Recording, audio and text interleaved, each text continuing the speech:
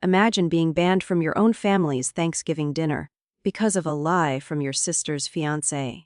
But what if uncovering his dark secret turns the tables in the most shocking way? Stick around for a tale of betrayal, secrets, and sweet revenge. My name is Sophia, and I'm 25 years old. Growing up in a cozy suburban town in Massachusetts, family holidays were everything to me.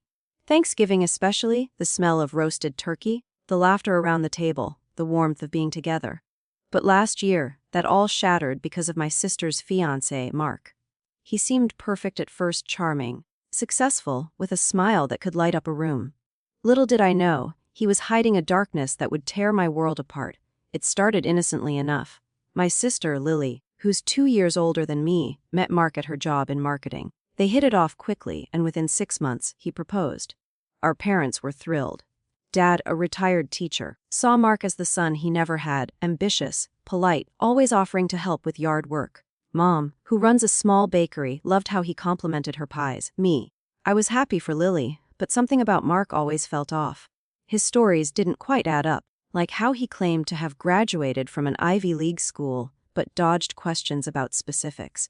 The trouble began a few weeks before Thanksgiving. I was visiting home for the weekend, helping Mom prepare the guest list. Lily and Mark were there too, and we were all chatting in the kitchen. Mark pulled me aside, saying he wanted to talk privately. "Sophia," he said, his voice low and serious, "I need to tell you something about Lily. She's been seeing someone else." I found messages on her phone. I was stunned. Lily, cheating. It didn't make sense. She'd always been the loyal one, the rule follower. But Mark showed me screenshots, blurry text that looked incriminating. "I don't want to cause drama," he whispered. "But I thought you should know. Maybe you can talk to her." I confronted Lily that night, in tears. She denied it vehemently, calling Mark a liar.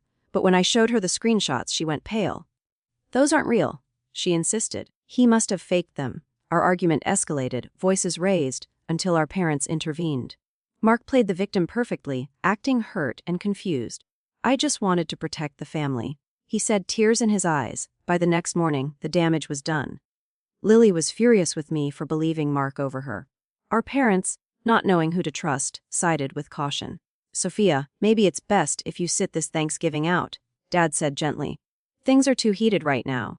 Mom nodded, her eyes sad. "We don't want any fights at the table." I felt like I'd been punched in the gut. Banned from my own family's holiday. Because of Mark's lies. I packed my bags and left, vowing to uncover the truth. Little did I know, this was just the beginning of a web of deceit that went deeper than I could imagine. As I drove back to my apartment in Boston, my mind raced. Why would Mark fabricate something like that? What was he gaining? I started digging online, searching his name, his supposed alma mater. Nothing came up at first. He was squeaky clean on social media. But then I remembered a mutual friend from Lily's work who had mentioned Mark's ex-girlfriend in passing. I reached out to her on Facebook. Her response came quickly. "Mark. Oh. Stay away from him. He's not who he says he is." She told me his real name was Marcus Hale, not Mark Harrison like he claimed. He'd been married before, divorced under shady circumstances involving fraud. My heart pounded as I searched his real name. Articles popped up, a small town scandal where he'd embezzled funds from his previous job. No charges were filed, but he'd skipped town. I confronted Lily over the phone, sharing what I'd found. She was skeptical at first, but doubt crept in. "He told me his ex was crazy," she said. "Maybe I should look into it?" But Mark was already one step ahead. He must have sensed something because suddenly, Lily stopped responding to my calls. When I tried our parents, they were cold. "Sophia, stop stirring trouble," Mom said. Mark explained everything. "Those articles are about someone else. I was isolated, betrayed by my own family. Thanksgiving came and went without me. I spent it alone, eating takeout and plotting. If Mark thought he could ruin me without consequences, he was wrong. I hired a private investigator, a quiet expense from my savings as a graphic designer. What he uncovered would change everything." The PI's report arrived 2 weeks later. Mark wasn't just a liar, he was a con artist. His successful career was a front for scamming vulnerable people. He'd targeted Lily because our family had a modest inheritance from grandma, enough to fund his next scheme. The screenshots, doctored using apps. His goal: drive a wedge between us so he could manipulate Lily into marriage, then drain the family funds. But the darkest secret, Mark had a history of abuse. His ex-wife had filed restraining orders, claiming emotional manipulation and threats. There were police reports of him stalking her after the divorce. My blood ran cold. Lily was in danger, and my parents were blind to it. I knew I had to expose him, but carefully. Rushing in would make me look unhinged. So, I started small anonymous tips to Lily's email with bits of evidence. She began questioning Mark, and cracks formed. By Christmas, she called me in tears. "You were right, Sophia. He's been lying about everything." We planned our revenge together. But Mark wasn't done. When he realized Lily was pulling away, he doubled down, convincing our parents I was the problem, jealous, unstable. They cut me off financially, even threatening to remove me from the will. The betrayal stung deeper than ever. With Lily on my side, the real work began. We met secretly at a coffee shop outside town. Away from Mark's prying eyes, she looked exhausted, shadows under her eyes from sleepless nights. "He's controlling everything," she whispered. "My phone, my emails. He even tracks my car." I nodded, handing her a burner phone I'd bought. "Use this. We'll communicate here." Our plan was simple at first: gather irrefutable proof of his lies and crimes. But as we dug deeper, the scope grew. Mark wasn't just scamming our family. He had a pattern spanning years. Lily started by accessing his laptop when he was asleep. She found folders of forged documents, fake IDs, altered bank statements. One file detailed his plan for us marry Lily, convince our parents to invest in a business venture, then disappear with the money. There were emails to shady contacts about laundering funds. Meanwhile, I connected with his ex-wife Jenna via the PI. She lived in California now, remarried and safe. Over a video call, she shared her story. "He isolated me from my friends, made me doubt my sanity," she said. "When I left, he harassed me for months." She sent me copies of the restraining orders and police reports. It was chilling how similar it was to what he was doing to Lily. Armed with this, we built a dossier. Photos, documents, timelines. But exposure needed to be strategic. Mark was smart, a direct confrontation would let him spin it. We decided on a multi-pronged attack: legal, social, and personal. First, legal. I contacted a lawyer specializing in fraud. She reviewed our evidence and suggested filing a report with the authorities. "This could lead to charges," she said. "Embezzlement, identity theft." Lily hesitated. She still felt guilty for falling for him, but I pushed. "He stole your trust, our family. We can't let him do this to others." While that brewed, we tackled the social angle.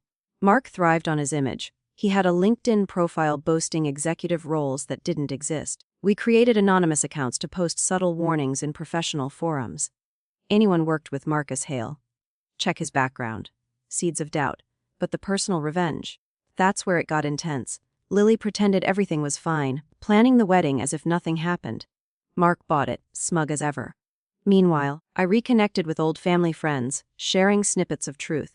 Whispers spread. "Did you hear about Lily's fiancé?" Shady passed. Thanksgiving had passed, but Christmas was approaching. Mark insisted on a big family gathering at our parents' house.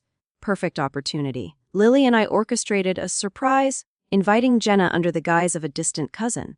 The night before Christmas Eve, Lily confronted Mark privately. "I know everything," she said, showing him key documents. He exploded, denying at first, then threatening. "You'll regret this, I'll ruin you both." But Lily recorded it all on the burner phone. Our parents were next. We sat them down, presenting the dossier like a courtroom exhibit.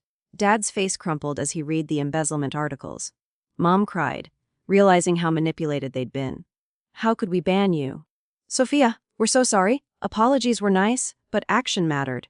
They agreed to cut ties with Mark immediately. That night, Dad called him, uninviting him from Christmas. Mark showed up anyway, pounding on the door, yelling. Police were called, a public scene in our quiet neighborhood. But Mark fought back. He started a smear campaign online, posting about crazy sisters, ruining his life. He even filed a false harassment claim against me. My job was threatened when he contacted my boss with lies. I lost clients, my reputation tarnished. This fueled my rage. Revenge escalated. With the lawyer's help, we sued for defamation. Jenna joined as a witness. The case gained traction when local news picked it up. Con artist exposed by sister's vigilance. As the legal wheels turned, we hit him where it hurt his wallet. Lily froze joint accounts, reclaiming what was hers. I hacked, ethically, through the PI into his digital footprints, finding offshore accounts. Tips to the IRS followed. By New Year's, Mark was unraveling. Friends abandoned him, job offers dried up. He begged Lily for forgiveness, promising to change. She laughed, blocking him. But the darkest twist. During the investigation, we discovered Mark's secret child from a previous affair. He'd abandoned them, never paying support. We connected the mother with our lawyer, adding child support evasion to his charges. Mark's disappearance was a red flag. The PI tracked him to a motel in New Hampshire, where he was plotting his next move. He'd contacted shady associates, planning to flee the country with whatever funds he had left. We alerted authorities, but they moved slow. Time for direct action. Lily and I, with Jenna's remote support, devised the ultimate exposure. We created a website, The Truth About Marcus Hale. Anonymous at first, it compiled all evidence, documents, recordings, timelines. We shared it on social media, targeting his professional circles. Hashtags like a "Pay-con artist exposed" trended locally. The site went viral in our community. Old colleagues came forward with stories Mark had scammed them too. A class action lawsuit formed. His facade crumbled, but Mark struck back viciously. He doxed me, posting my address online with false accusations of theft. Strangers harassed me. I had to change locks, install cameras. Lily faced similar threats. Our parents, now fully on our side, hired security. The turning point came at a court hearing for the defamation suit. Mark appeared, slick in a suit, denying everything. But Jenna testified, her voice steady. He destroyed my life. Don't let him do it to others. Then Lily played the recording of his threats. The judge's face hardened. Outside court, reporters swarmed. Mark tried to spin it. These women are liars. But we were prepared. I handed out press kits with the dossier. Headlines the next day: Fiancé's dark secrets unveiled in family drama. Financial ruin followed. The IRS froze his assets. His business venture, a pyramid scheme, collapsed. Investors suing. He lost everything: car, apartment, dignity. Personal revenge peaked at a family reunion we hosted post-court. Mark crashed it, desperate.